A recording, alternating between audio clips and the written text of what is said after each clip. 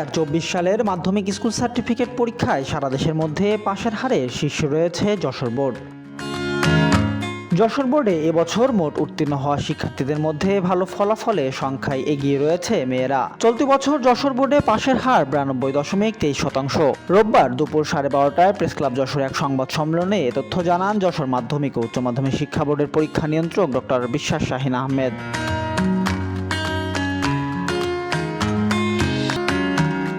ফলাফল প্রকাশের পরপরই শিক্ষার্থীরা অভিভাবক ও সহপাঠীদের সাথে আনন্দ ভাগাভাগি ও মিষ্টিমুখ করতে বিদ্যালয়ে ছুটে আসেন।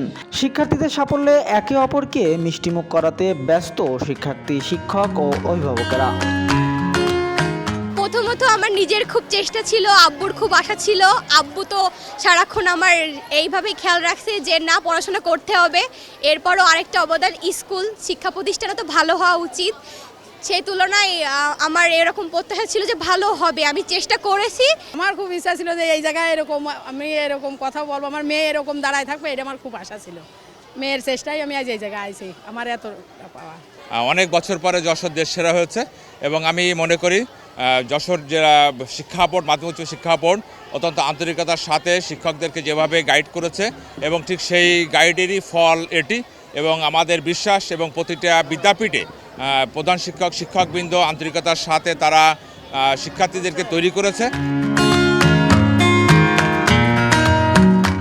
2024 সালে এসএসসি পরীক্ষায় যশোর বোর্ডে 1,60,926 জন পরীক্ষার্থী অংশগ্রহণ করেন।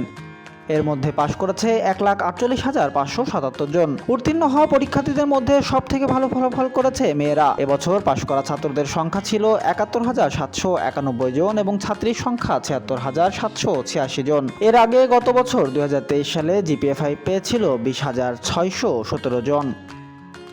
Raihan Siddique, voice of tiger.